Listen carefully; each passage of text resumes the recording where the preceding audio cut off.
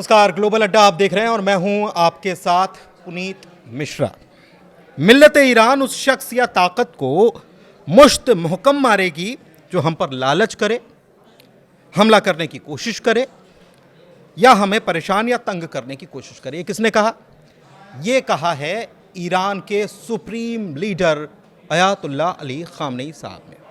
कब कहा है? आज कहा है। आज का अपडेट आपको हम बता रहे हैं। क्यों कहा है, इसी पर बात करने वाले हैं। मेरे साथ मेरे सहयोगी आनंद प्रजापति भी मौजूद हैं। उनसे हर मुद्दे पर तफसील से चर्चा करने वाले हैं, बातचीत करने वाले हैं। इसमें एक चीज़ और है कि अरेबियन सी में ये यूएसएस एयरक्राफ्ट कैरियर जो है ये मूव कर गया। पहले कहाँ था ये भी मैं आपको बता देता हूँ। ये ओमान की खाड़ी में था और अब ये पीछे हटकर, अब ये आप समझिए कि अभी ये अटैकिंग पोजीशन में आ गया था और अटैकिंग पोजीशन से अब डिफेंसिव पोजीशन में आ गया। इस चीज़ को इस तरीके से समझना चाहिए। दूसरी तरफ ईरान का जो रुख है वो अटैकिंग मोड में नज़र आ रहा है, क्योंकि आज ही खामनेई साहब की तरफ से ये बात निकलकर सामने आती है कि ये केवल अगर युद्ध होता है तो पहली बात तो हम युद्ध चाहते नहीं, लेकिन अगर युद्ध होता है तो फिर ये पूरी क्षेत्रीय स्थिरता को अस्थिर कर देगा, क्षेत्रीय शांति को अस्थिर करने का काम करेगा। दूसरी तरफ पोजीशनिंग कैसे चेंज होती है इस बात को समझिए कि एक तरफ आनंद हमको बता रहे थे कि हूती रेबल्स जो हैं उन्होंने कह दिया है कि हम अब्राहम लिंकन को टारगेट करेंगे रूसी मिसाइलों से। इसके अलावा जानकारी एक और आ रही है, वो ये है कि इराक में मौजूद ईरान के मिलिशिया जो हैं उन्होंने भी अपनी तैनाती और तैयारी दिखा दी है। वो क्या तैयारी दिखा रहे हैं वो मैं आपको बताऊंगा, उस पर आनंद से बात करेंगे। लेकिन एक अपडेट और आ रहा है और वो मैं आपको बीच में बता देता हूं। यह है कि इजराइल के मिलिट्री चीफ ऑफ स्टाफ जो हैं वो यूएस गए हैं और सीनियर अधिकारी जो हैं उनसे मिलना है, उनको मार्को रूबियो से मिलना है ताकि एक नया प्लान ईरान के लिए तैयार किया जा सके, ऐसी खबरें हैं। तो इजराइल तो पूरी तरीके से चाहता है, लेकिन अब ईरान की तरफ से जो पोजीशनिंग हो रही है उसकी वजह से अमेरिका कहीं ना कहीं घबरा गया है। उसको लग रहा है कि ये मामला आसान नहीं है बल्कि और पेचीदा होता जा रहा है जिस तरीके से उसने पोजीशनिंग ली है। इराक का क्या सीन है, सिनेरियो है, वहाँ से क्या खबर आ रही है, बताएंगे आनंद। बिल्कुल, देखिए जैसा मैंने अभी बोला कि प्रॉक्सी धीरे धीरे अब एक्टिव शुरू हो गए हैं, क्योंकि ईरान की जो प्रॉक्सी है वो मिडिल ईस्ट में फैले हुए हैं। जैसा कि अभी आपने बताया कि इराक में जो ईरान के समर्थक हैं वो अब उन्होंने साफ बोल दिया है कि अगर ईरान पर हमला होगा तो इराक से भी मिसाइलें दागी जाएंगी। और किसके ऊपर दागी जाएंगी? जो अटैक करेगा। अटैक कौन करने वाला है? अमेरिका और इजराइल, क्योंकि अमेरिका अगर अटैक करेगा तो साथ में पीछे पीछे दौड़े आएगा इजराइल, क्योंकि इजराइल क्या चाहता है? इजराइल ही है जो अमेरिका को उस्का रहा है कि भाई अब हमला करो, अब हमला करो। लेकिन अब ये प्रॉक्सियों को कैसे इतना ताकत अचानक से मिलने लगी? दरअसल हुआ क्या कि कई दिनों से खामनेई साहब सामने नहीं आ रहे थे, लेकिन वो शनिवार को आते हैं, क्योंकि एक बड़ा ऐलान भी करते हैं कि 47वां वर्षगांठ मनाया जाएगा इस्लामिक क्रांति का। ईरान में जो इस्लामिक क्रांति हुई थी 1979 में, उसको लेकर के उन्होंने एक जश्न का ऐलान किया है।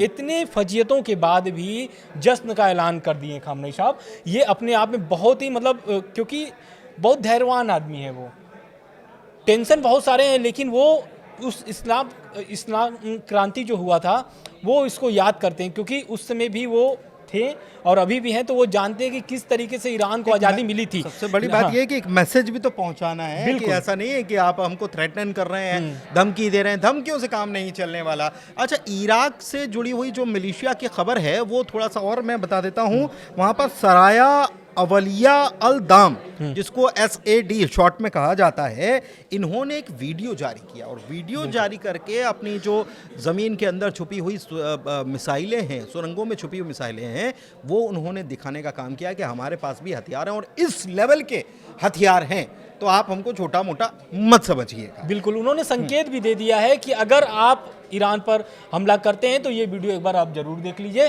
क्योंकि हम लोग भी कमज़ोर नहीं है, इराक ईरान के साथ है। दूसरी बात, खामनेई साहब ये जो प्रॉक्सी धीरे धीरे जो एक्टिव हो रहे हैं, क्यों हो रहे हैं? क्योंकि जो शनिवार से मतलब एक तरीके से लगातार खामनेई साहब का बयान आ रहा है। आज जो खामनेई साहब ने बयान दिया है वो बहुत ही महत्वपूर्ण है ईरान के लिए भी, और खास करके जो ये अमेरिका और ईरान के बीच तनाव हो रहा है उसके लिए भी बहुत महत्वपूर्ण है। क्योंकि खामनेई साहब ने साफ बोल दिया है कि अगर युद्ध होता है, पहले तो ईरान युद्ध नहीं चाहता है, बातचीत के लिए तैयार है, लेकिन अगर युद्ध होगा तो पूरे मिडिल ईस्ट में ये युद्ध फैलेगा, मिडिल ईस्ट में युद्ध फैलेगा। लेकिन ताकत भी तो दिखाई है, बिल्कुल ताकत भी तो दिखाई है कि वो ईरान की तरफ से क्या हुआ है आज, ये भी तो बताइए। देखिए, ईरान की तरफ से यही हुआ है कि अगर खामनेई साहब बोल दिए हैं कि जैसे खामनेई साहब का भी बयान आ गया है कि पूरे मिडिल ईस्ट में फैलेगा, तो उसमें सऊदी भी आएंगे रडार में, कतर भी आएंगे, यूएई भी आएंगे, ये सारे देश जो है कि ये जद में आ जाएंगे, क्योंकि इनके यहाँ पर है अमेरिका का एयरबेस।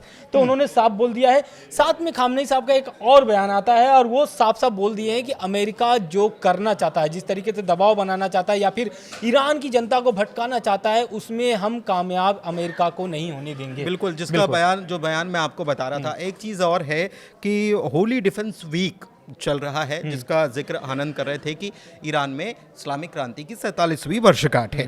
तो ईरान ने आज कुछ प्रदर्शन किया, मतलब ताकत जो दिखाई जाती है ना, वैसे ही ताकत दिखाई। क्या क्या दिखाया? कामिकाज़े ड्रोन्स का प्रदर्शन ईरान ने किया है। घरेलू मतलब ईरान में ही बने हुए 9DEY एयर डिफेंस सिस्टम को उन्होंने दिखाया है। फतह हाइपरसोनिक मिसाइल का प्रदर्शन किया गया है। तो ये ईरान की सैन्य ताकत को बता रहा है कि ईरान की सैन्य ताकत क्या है।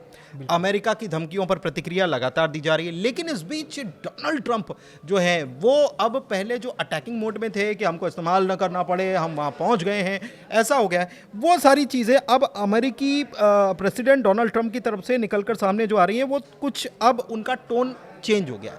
उनका टोन जो चेंज हुआ है वो क्या कह रहा है, ये इसकी बात करते हैं, आनंद से समझते हैं क्या टोन चेंज हुआ। बिल्कुल, देखिए वो पहले तो धमका रहे थे, लेकिन अब वो चाहते हैं कि बातचीत, क्योंकि जिस तरीके से धमकाने के साथ साथ उन्होंने प्रतिक्रिया दी जमीनी स्तर पर, यूएसएस अब्राहम लिंकन भेजना, साथ में दबाव बढ़ाना, तो उसके बाद से ये जो बयान है बहुत ही नरमी तरीके से, क्योंकि खामनेई साहब का जिस तरीके से अब लगातार 2 दिन से बयान आ रहा है, उसके बाद ट्रंप क्या करें? ट्रंप करें कि ईरान के साथ बातचीत जारी है।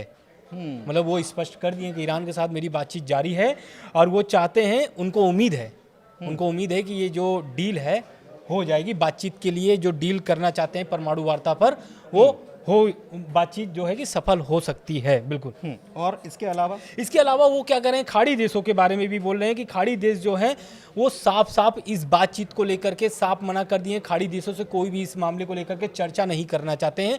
जो भी चर्चा होगी वो अमेरिका और ईरान के बीच, ईरान भी यही चाहता था कि कोई भी मध्यस्थता नहीं होगी, सीधे बातचीत होगी तो अमेरिका और ईरान के बीच होगी। बिल्कुल। अच्छा, इसमें कुछ और चीज़ें निकलकर सामने आ रही हैं, कुछ और अपडेट्स जो हैं वो मैं आपको बता देता हूं। यूरोपियन यूनियन जो है उसको लेकर एक बड़ा बयान ईरान की तरफ से निकलकर सामने आया है।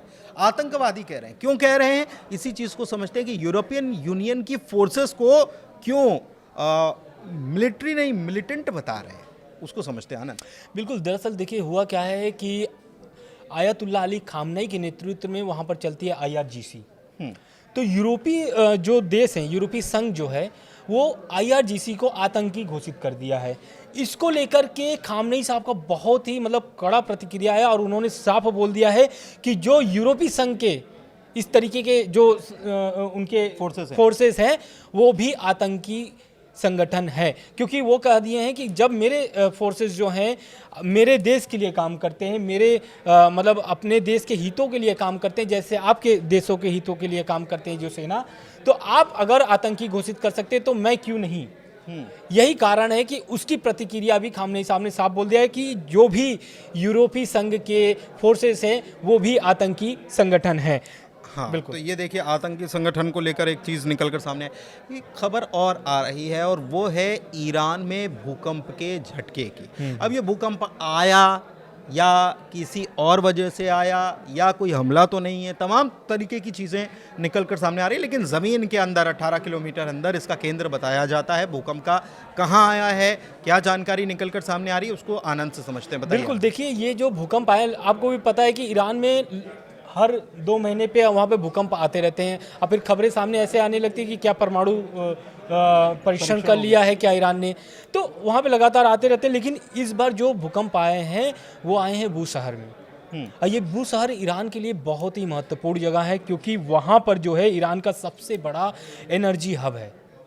और वहाँ पर इस तरीके का भूकंप आना, क्योंकि ये इराक में भी इसके जो कतर झटके में हैं, और कतर में आसपास, भी, हाँ। आसपास में भी इसको महसूस किए गए हैं। लेकिन ये जो बूशहर के किस प्रांत में आया है, तो ये है असलुहे, वो प्रांत है। यहाँ पर वो भूकंप के झटके महसूस किए गए हैं। 24 किलोमीटर की दूर पे था ये, 18 किलोमीटर की गहराई में था ये भूकंप, और 5.3 के आसपास इसकी आसपास मैग्नीट्यूड में, हाँ, इसके आसपास क्षमता नापी गई है नापी इसमें, गई है। बिल्कुल। अच्छा, एक चीज़ और है, नहीं आई है।